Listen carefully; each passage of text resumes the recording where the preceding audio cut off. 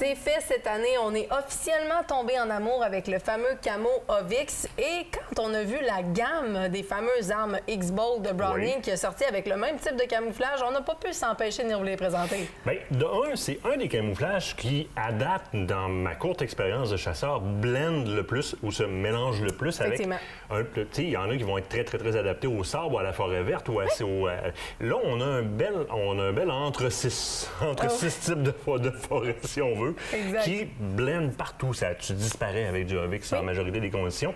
Puis, effectivement, Browning, coup d'éclat, est venu l'appliquer sur ce qui est rendu la plus grande gamme, si on le veut, ou la gamme, on va dire, la plus qui offre le plus de choix et de distinction en termes de longueur, de type de tir, d'activité, de préférence, qui est la gamme X-Bolt, qui, je veux dire, a pris le top du marché dans son amalgame.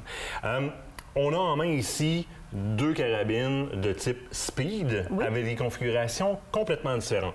La première des choses qu'on remarque, c'est évidemment l'appliqué du Ovix qui change complètement la face. Je veux dire, on arrive avec quelque chose qui est wow! Ah oui, vraiment. Vraiment très beau. Je tiens à mentionner que moi, il y a autre chose qui m'a frappé. Oui, l'appliqué, mais la composition. Tu sais, souvent, on va parler du composite des crosses. Oui. Et puis là, ben oui, le motif est beau, mais le composite, on le sent. Il y a une grippe, il y a une densité. Exactement. Vraiment. On n'a pas on va dire ça de même, mais un autocollant ou un appliqué bon marché. On a vraiment, soit par procédé d'hydrographie ou d'appliqué, mais de très bonne qualité. Ça va durer beaucoup plus longtemps que les petits appliqués plus bon marché. Oui. Donc, c'est quelque chose qui va être durable, mais qui ne glissera pas non plus. Parce que souvent, dans les appliqués bon marché, c'est le problème qu'on rencontre. C'est ça. Maintenant, tout ça mis sur des X-Bolt, puis il faut comprendre que les X-Bolt, je vais t'en décrire une, puis on va toutes les comprendre. Okay. Parce que les choix que tu vas faire, tu sais, par exemple, celle qui est devant ici, elle ressemble beaucoup à la Western Hunter de par sa crosse, parce qu'il y a un ajout ajustable, mais c'est pas la Western Hunter, parce que la Western Hunter a un canon plat qui n'est pas serracoté comme ça. Et ici, j'ai un canon qui est profilé, donc qui est un canon flûté, mais qui est serracoté burn bronze. Donc ça, en réalité, ce que c'est la Speed Long Range. Okay. Ici, vous allez être surpris du nom de celle-là. C'est aussi une Speed, mais c'est la Speed Suppressor Ready. Pourquoi elle m'intéresse? Évidemment, au Canada, je peux pas, ou au Québec surtout, bien au Canada, je peux pas utiliser de suppresseur. C'est tout simplement que dans la conception de tout ce qui est suppresseur ready, c'est toujours, le canon est 4 pouces plus court que dans le standard du même calibre pour une autre arme de même catégorie. Donc ici, on est en 308. Oui. J'ai 4 pouces de moins de canon. Ça en fait pas une arme compacte, une arme subcompacte pour faire de la chassine. Alors que sa cousine en face, c'est une arme de long range, une arme de tir longue distance. Donc, on a conservé une pleine longueur au niveau du canon. Serracoté des deux côtés, c'est disponible non serracoté aussi au niveau de X-Bolt. Mais là, le serracoting vient augmenter la durabilité, que ce soit aux impacts, à l'humidité. Tu sais, quand tu as un canon bleuи ou un autre type d'alliage, un alliage moins exotique, pas serracoté, tu as besoin d'assécher beaucoup en rentrant au camp pour pas altérer ou user de manière prématurée ton mécanisme, ton canon complet. Ta stabilité au niveau de ton tir aussi. Donc, ta précision ne sera pas affectée parce que ça va rouiller beaucoup moins facilement. Ça ne rouille pas. Ensuite de ça, pour tout ce qui est air salin. Et là, en tout cas, si on chasse de plus en plus aux États-Unis, on va déporter des armes pour aller chasser, par exemple, je sais pas moi, en Afrique, sur la côte, en bas, c'est très résistant à tout ce qui est dépôt de sel. Donc, première des choses, le serracoting est une très bonne nouvelle. Ensuite de ça, l'intégralité de l'arme dans la recherche du moins grand coup possible à l'arrière pour une efficacité de tir qui est... Donc, on ne néglige pas la qualité du tir au niveau de l'impact. Mais Browning a compris. La technologie Inflex au niveau des coussinets anti-recul est probablement qu'est-ce qui, présentement, dans le domaine de l'abordable, donc qui vient de série avec une carabine, oui, il y a des grandes technologies. Là, à très cher, vous pouvez mettre des pads là, qui vont réduire énormément le recul.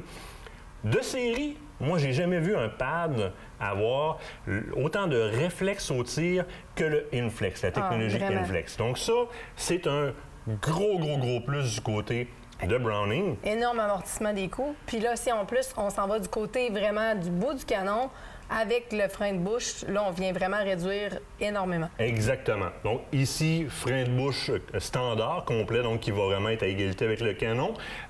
On va avoir quand même une très bonne capacité au niveau du frein de la rétroaction des gaz à la sortie de la balle. Browning propose aussi son nouveau système qui est le Hog, qui est très performant, donne un style un peu plus tactique. J'aime bien le look de celui-là. Je suis conservateur. Le Hog est très efficace. J'aime bien le look de celui-là. D'autres particularités aussi.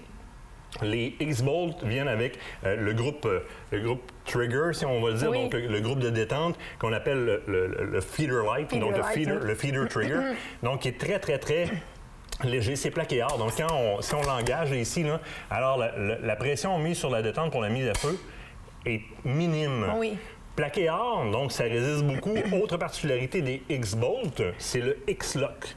Donc si on retire par exemple un petit caoutchouc ici, là, on va voir les trous qui sont en X et c'est vraiment, les montures vont vraiment venir prendre sur les quatre coins avec une partie sphérique, donc comme une arche. Et l'arche, c'est la structure naturelle la plus solide. Donc on va avoir une assise qui est excessivement efficace au niveau de la fixation de nos bases de télescope. Donc on va pouvoir faire une installation qui est très efficace au niveau du télescope. Polymère utilisé au niveau de la crosse aussi. Polymère très intéressant, polymère relativement élastomère, donc ça va dans la conception entière de la carabine. Si je pars du bout avec mon frein de bouche, j'ai un canon qui est flûté, donc qui va garder une certaine rigidité. La conception totale aller jusque dans mon épaule avec un composite qui est relativement élastomère, mais ça va donner une permissivité à l'arme ou une certaine élasticité dans l'harmonique. Une arme se déforme au complet comme ça avant de venir donner la claque en arrière, mais c'est ce qui va faire qu'une X-Bolt est aussi plaisante à tirer que peuvent être les X-Bolt. Tu es propriétaire d'une X-Bolt Mountain Pro dans le 300, tu tires de ça comme système 223. Honnêtement, les X-Bolt ont été la gamme, tu l'as dit, qui a maintenant offert le plus grand choix, mais outre ça, ils ont fait des améliorations notables et ce qui fait que notre expérience de tir en est juste extrêmement améliorée. Puis là, ben, dans le Ovix, c'est encore mieux parce qu'on a quelque chose qui fit. Non, mais il faut fitter à un moment donné. Ben oui, écoute, ton gun se dissimule autant que toi. Une bonne raison de plus d'acheter un autre gun, c'est tout. C'est déjà la fin de l'émission. On va le laisser pratiquer avec tout ça. Puis on vous dit, soyez là la semaine prochaine parce qu'on a encore plein de choses. Tu me trouves en Ovix? Ah, t'es beau en Ovix. Ah, t'es beau en Ovix, je te dis. Ça te va bien, en Ovix? Oh oui!